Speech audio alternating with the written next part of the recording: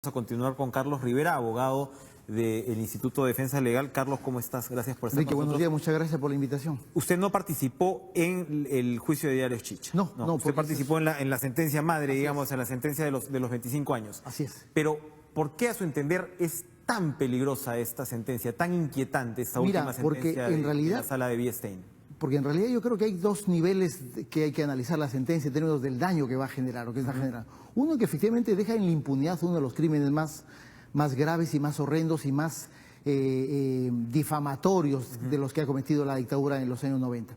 Pero además creo que probablemente lo más grave es que esta sentencia determina una línea de interpretación de los delitos de corrupción de funcionarios contraria al que ha tenido el sistema de justicia hasta el día de hoy. ¿Ya lo está interpretando Paco Castillo? Por supuesto. Ya está asumiendo esa interpretación. Porque lo que determina es decir, mira, vamos a descontextualizar los hechos, ¿no es cierto?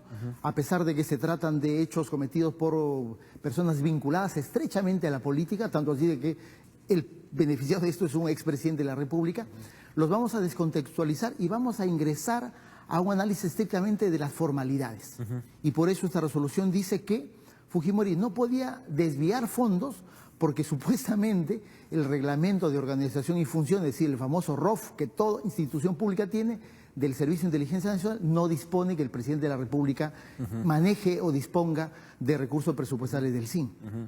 O sea, bajo ese argumento, por lo tanto, no solo Fujimori, sino cualquier alto funcionario, Enrique, presidente regional, alcalde, tendrá que ser excluido de sus responsabilidades criminales porque obviamente ningún reglamento de organización y funciones determina que los altos funcionarios dispongan de los recursos públicos. Claro.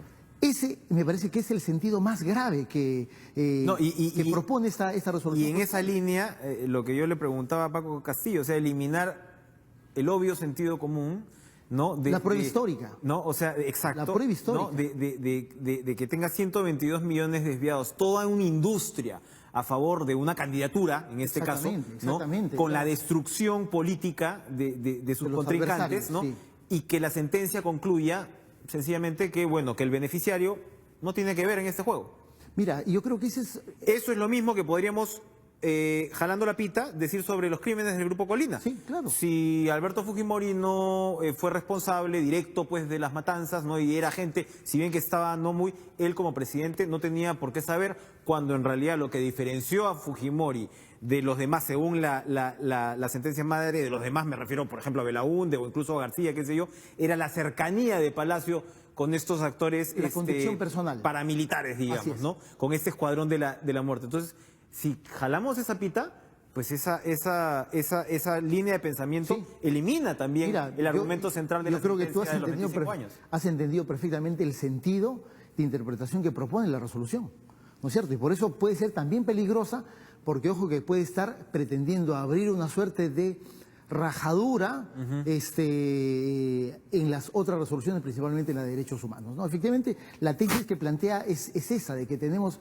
a una suerte de monigote como presidente de la República y que dice que no se da cuenta y que no está informado de que Vladimiro Montesinos y el Servicio de Inteligencia Nacional, que eran aparatos controlados por el presidente de la República, estaban realizando una campaña para la reelección. No, pero es que en este caso uno lo veía en los kioscos a diario. Mira, entonces, si un presidente no sabe del tema o si tienes pues las mínimas nociones democráticas, dice, oye, ¿qué está pasando con esto? ¿No? O sea, pero porque además, los métodos eran bárbaros. O sea, cualquier persona podría tener ese nivel de interpretación, ¿no es cierto? Si es que no hubiese revisado el expediente de Diario Chicha, porque hay múltiples evidencias desde las declaraciones de Montesinos, las declaraciones de los excomandantes, las declaraciones del personal de Montesinos. Dice el doctor Paco Castillo que son insuficientes esas declaraciones. Bueno, es la posición de la defensa, ¿no? Pero ¿por qué la Corte las rebate?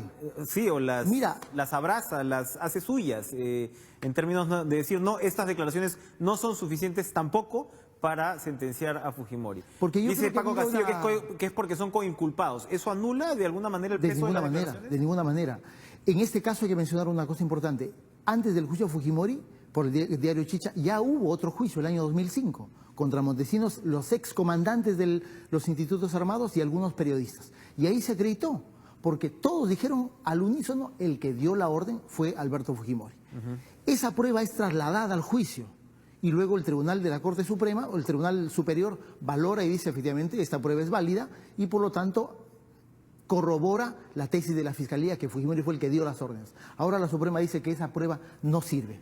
En realidad los criterios de valoración son bastante, no solo cuestionables, sino criticables en el sentido de lo que parecía lo que se pretende es destruir la prueba de cargo para afirmar una tesis absolutamente exculpatoria de las responsabilidades del expresidente. Pero adicionalmente, mira, no solo ya había una sentencia anterior que determinaba la responsabilidad de Alberto Fujimori, sino que, ojo con este dato, lo ha señalado Ronald Gamarra ayer por la noche, algunos de los que firman la resolución del día de ayer, en realidad firmaron otra resolución, otra sentencia contra Alberto Fujimori, que es la sentencia por el caso de Diario Chicha, en el que dijeron todo lo contrario.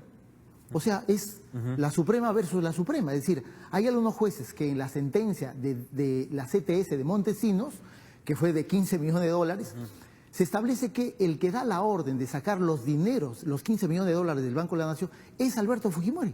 Por lo tanto, se demuestra que... Es un criterio de mando selectivo el que habría... Pero ya estaba acreditado judicialmente que Fujimori podía dar órdenes porque tenía una disposición de facto sobre las instituciones públicas y sobre el manejo del presupuesto público de aquellas instituciones vinculadas a la presidencia. Voltemos el argumento, Carlos. Voltemos el argumento en el caso tanto de los crímenes de lesa humanidad, que bueno, Paco Castillo dice que ya no son tampoco, ¿no? Sí, ahí se equivoca profundamente. Es un problema, tiene algún problema de interpretación del derecho internacional, Paco Castillo, ¿no? Tanto los crímenes del Grupo Colina como los diarios Chicha. Pongámonos en la situación, ¿no?, que Alberto Fujimori no hubiera sabido. Un problema adicional ahí es que ambos son crímenes o delitos sumamente públicos. Es decir, exactamente. Ahí también lo que hay, y lo recuerdo especialmente en el caso de los crímenes del Grupo Colina, hay un problema, y en este caso también lo habría en los diarios Chicha, hay un problema de reacción del presidente. Así es. Si el presidente está, digamos, implicado en el tema de los diarios Chicha en el sentido que es el principal beneficiario, o si en el otro lado, ¿no?, por el lado del Grupo Colina, lo que hay es gente muy cercana a Palacio que está cometiendo crímenes sin que él lo sepa, ¿por qué pelean tanto por la ley de amnistía? ¿Por qué los condecoran? Bueno, ¿por qué no detienen? Son preguntas elementales. ¿Por qué no se detiene la industria de los diarios Chicha? ¿Por qué no dice, oiga, qué cosa está pasando aquí? Obviamente, ¿no? Mira, en ambos casos son datos históricos que no son eventuales o esporádicos. En realidad, tanto en los crímenes contra los derechos humanos, son sucesos que se van dando por lo menos en el lapso de unos 14 o 16 meses, en el que además hay denuncias públicas sobre este tipo de acontecimientos y no hay ninguna reacción. Y cuando se le busca la palabra al presidente de la República, él termina respaldando esa acción y criticando a los militares que habían denunciado. Recordemos los términos tan difamatorios que utilizó contra el general Robles, ¿no es cierto?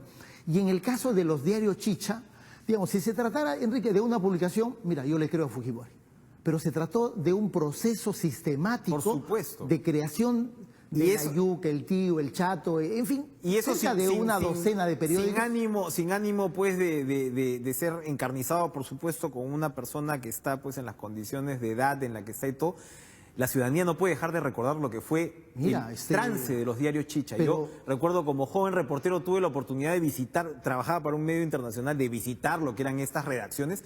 Eran pues qué sé yo, anticucherías periodísticas, era una mafia, un lumpen, ¿no? Los directores, entre comillas, todos se declaraban fujimoristas y luego se supo cómo se repartían esos titulares, cómo se destruyó Alberto Andrade, cómo se destruyó, o sea... A Mome, al propio Castañeda, ¿no es cierto? A los periodistas Páez. Mira, si algo está acreditado acá, es el dicho de los que fueron procesados en el primer caso. Es decir, se dice que por titular se pagaba entre 2.000 y 6.500 dólares. Y que había todo un procedimiento que surgía desde el CIN, ¿no es cierto?, y que estaba vinculado estrechamente a la presidencia de la República. Es decir, personajes como Augusto Brezani, ya fallecido, tenían todo que él era una suerte de el aglutinador y el organizador de los titulares para distribuirlos vía fax a todos los medios de comunicación, que eran los periódicos inventados por Montesinos para justamente atacar a los enemigos políticos del presidente Fujimori y obviamente levantar su imagen y crear todo este proceso mediático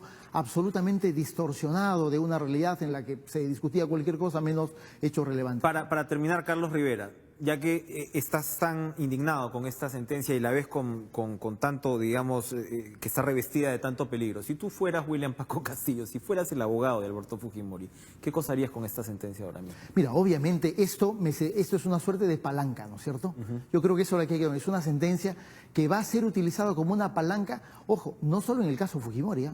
Yo creo que a partir de esta resolución cualquier presidente regional va a decir, oye, mi ROF no dice que yo manejo fondos públicos, ¿no es cierto? No dice que yo dispongo del presupuesto. Como jurisprudencia obviamente es nefasta. Pero el propio Montesinos podría reclamar que se le aplique, porque claro, si partimos... Tú vas bajando el nivel, dice, bueno, él no sabía, yo tampoco, no, esto fue... Si la sentencia dice, oye, los vamos responsables de los pliegos... a interpretar grandes crímenes a partir de meras formalidades, bueno, si la formalidad es el presidente no es parte de las atribuciones que delega el ROF, bueno, Montesinos dirá, yo tampoco porque no era el jefe del SIN, sino simplemente un asesor. Por lo tanto, los niveles de lesividad que puede tener respecto de los casos vinculados a la corrupción de Fujimori y Montesinos y otros casos posteriores, a mí me parece Pero ¿a que dónde puede recurrir Paco Castillo? Paco Castillo dice, bueno, por el lado de los diarios Chicha se cierra el caso, ¿es verdad? Esto ya no puede ir al TC. No hay instancia de no hay apelación una acá. parte que pueda recurrir a las instancias internacionales. No hay ningún tribunal internacional. Esto, justamente, otra de las cosas graves es que no hay forma de imputarla. Ok, ¿No es cierto? esto se cierra, los diarios Chicha por el lado de la Suprema y por el lado de la sentencia de crímenes, el TC también ya cerró dentro de los estamentos nacionales, ¿verdad? Sí, o sea, sí, el TC ha confirmado la sentencia y bueno, Paco Castillo tiene esa interpretación sobre el tema de lesa humanidad que usted ya la criticó. Pero entonces, Paco Castillo puede ir con este argumento a las instancias internacionales. O sea, él puede organizar su defensa y decir, miren cómo la diferencia de criterios dentro del Poder Judicial peruano para juzgar un caso y para juzgar otro, ¿no? O sea, la sevicia, entre comillas, con la cual no tiene una sentencia y la otra sentencia justa cuando el principio en realidad es el mismo. Creo que la direccionalidad de la estrategia legal de Fujimori va en esa dirección. Yo estoy absolutamente convencido que por más que venga un poco diciendo de que va a acudir a este o tal instancia internacional, nunca lo van a hacer, ¿no es cierto? Porque ellos quieren instancias judiciales que controlen. Y me parece que el sentido de esta sentencia el día de ayer, por lo tanto, es más político que legal en realidad. Es una sentencia propicia a un nuevo escenario político, ¿no es cierto? Y creo que viniendo de un tribunal que preside el vocal supremo Javier Billestein, en realidad justamente pretende dar ese tipo de mensaje político de que hay un nuevo sentido de interpretación de los crímenes de corrupción y por lo tanto una de las personas que seguramente mejor va a utilizar esta suerte de palanca legal que tiene o palanca judicial va a ser obviamente la defensa del expresidente porque le permite cuestionar la base de la principal sentencia, que es la que ahora lo tiene sometido a pena privativa de libertad, ¿no? Carlos Rivera, abogado de Lidl, gracias por estar con Gracias, nosotros, ¿no? Brindándonos su interpretación sobre esta sentencia que sin duda va a tener relevancia, como él lo afirma.